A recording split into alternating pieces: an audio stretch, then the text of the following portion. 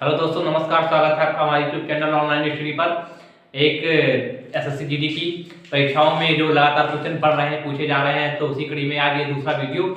आज के शिफ्ट का एनालिसिस करेंगे। शिफ्ट फर्स्ट 11 तारीख फर्स्ट शिफ्ट का एसएससी जीडी के जो क्वेश्चन पूछे गए हैं जीएस के 20 क्वेश्चन पूछे जा रहे हैं जीएस के, जिसमें से जो क्वेश्चन हम लोगों को मिले हैं वो क्वेश्चन आज हम विदाउट आंसर के साथ आप लोगों के सामने डिस्कस करेंगे। पहला क्वेश्चन क्या आया था?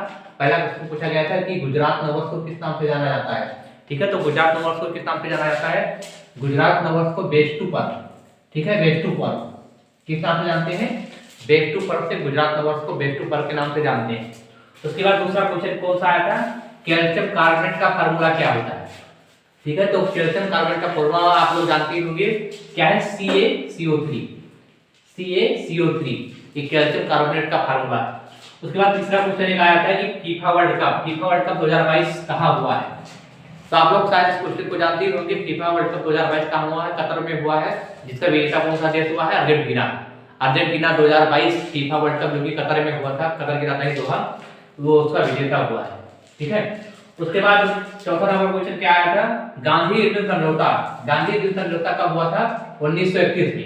ठीक है, तो काफी पता चल रहा है कि इसमें थोड़ा सा क्वेश्चन का लैंग्वेज थोड़ी चेंज थी। इसमें ये भी पूछा गया था शायद कि क्या नाम है, कितनी मांगे पर ये समझौता हुआ था। तो इसमें 11 सूत्रीय मांगे थी। कितनी मांगे थी? 11 सूत्रीय मांगों पर यह समझौता हुआ था। कब हुआ था? 1931 में। गांधी इरविन समझौता 1931 में लॉर्ड इरविन और महात्मा गांधी के बीच में हुआ था। उसके बाद पांचवा क्वेश्चन क्या आता है कि शिक्षा मंत्री कौन है? तो शिक्षा मंत्री में धर्मेंद्र प्रधान जी हैं, जो कि भारत के शिक्षा मंत्री हैं। ठीक है, ये क्वेश्चन पूछा गया था।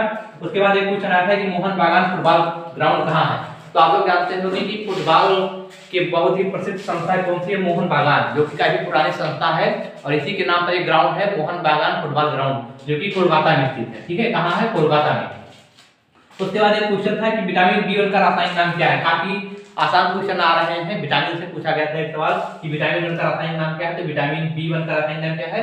थायमिन। तो 8वां नंबर सवाल कौन सा था? मेघालय के राज्यपाल का अतिथि प्रभार किसने ग्रहण किया है। ठीक है, तो ये पीडी मिश्रा ने मेघालय के राज्यपाल का अतिथि प्रभार ग्रहण किया है। ये लगभग सितंबर या अक्टूबर का करंट अफेयर थे। तो लास्ट 6 मंथ के करंट अफेयर काफी पूछे जा रहे हैं, तो आप लोग 6 मंथ के करंट अफेयर याद रखिएगा, तैयार कर लीजिएगा अच्छे से। उसके बाद एक क्वेश्चन पूछा गया था संत श्रीमंत शंकरदेव की शास्त्रीय नृत्य से संबंधित है। तो हमने कल वाली वीडियो में भी आप लोगों को बताया था कि शास्त्रीय नृत्य और उसके नृतक और शास्त्रीय भाषाएं जो हैं और शास्त्रीय नृत्य जो हैं वो कहाँ से किस राज्य से संबंधित हैं, ये काफी पूछे जा रहे हैं। तो इसमें से पूछा गया था कि श्रीमंत शंकरदेव किस शास्त्रीय नृत्य से के जनक हैं। ठीक है, तो ये सप्तारिया नृत्य कहाँ का है? असम का। ठीक है, ये उसी के जनक है।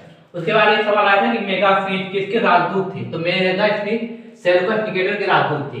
ठीक है, एक सवाल इस पर था। उसके बाद एक सवाल पूछा गया था कि राष्ट्रपति पर महाभियोग, बहुत ही महत्वपूर्ण सवाल था, पॉलिटी का एक बहुत ही महत्वपूर्ण सवाल कि राष्ट्रपति पर महाभियोग ये कहां से लिया गया है। तो ये कहां से लिया गया है? अमेरिका पर। इसका संविधान किस अनुच्छेद में वर्णित है? अनुच्छेद 61 में, आर्टिकल 61 में इसका वर्णन है। ठीक है, उसके बाद एक सवाल आया था कि राष्ट्रीय मधुमक्खी पालन केंद्रीय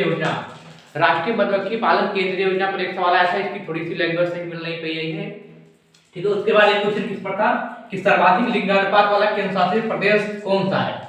तो अगले कल वाली शिफ्ट की सेकंड शिफ्ट के बीच से एक सवाल पूछा गया था, तो उसमें लिंगानुपात का एक सवाल था। तो इसमें आज फिर पूछा गया कि केंद्र शासित प्रदेश जो है उसमें सबसे ज्यादा लिंगानुपात किसका है। तो पुडुचेरी का सबसे ज्यादा लिंगानुपात है। एक सवाल भी पूछा गया कि संविधान का अंतिम अनुच्छेद कौन सा है। तो आप लोगों को पता होगा कि संविधान में कुल 395 अनुच्छेद हैं, तो कुल आखिरी अनुच्छेद कौन सा होगा? 395 अनुच्छेद। अंतिम अनुच्छेद इसमें पूछा गया है कि संविधान का अंतिम अनुच्छेद कौन सा है, तो 395। उसके बाद एक सवाल था कि पंचवर्षीय योजना की शुरुआत कब हुई। पंचवर्षीय योजना की शुरुआत 1951 में हुई थी। पंचवर्षीय योजना 1951 में जवाहरलाल नेहरू के काल में स्टार्ट हुई थी। उसके बाद अंतिम सवाल, चीनी उद्योग के लिए कच्चा माल किससे प्राप्त होता है। ठीक है, तो किससे प्राप्त होता है? गन्ना से। चीनी उद्योग के लिए कच्चा माल किससे प्राप्त होता है? गन्ना से। चीनी चुकंदर से भी बनाई जाती है, लेकिन सबसे ज्यादा मात्रा में गन्ना से चीनी बनाई जाती है। ठीक है, तो कुल हमें 17 सवाल मिले थे और इसके आंसर के साथ हम आप लोगों के सामने उपस्थित हैं। आपको वीडियो कैसा लगा अपने सुझाव कमेंट बॉक्स में जरूर दीजिएगा और दोस्तों के साथ शेयर भी कीजिएगा और इस चैनल को सब्सक्राइब भी कर लीजिएगा, क्योंकि अगला जैसे ही शिफ्ट होगी हम आप लोगों के सामने सारे क्वेश्चन और उनके आंसर के साथ पुनः उपस्थित होंगे। तब तक के लिए धन्यवाद।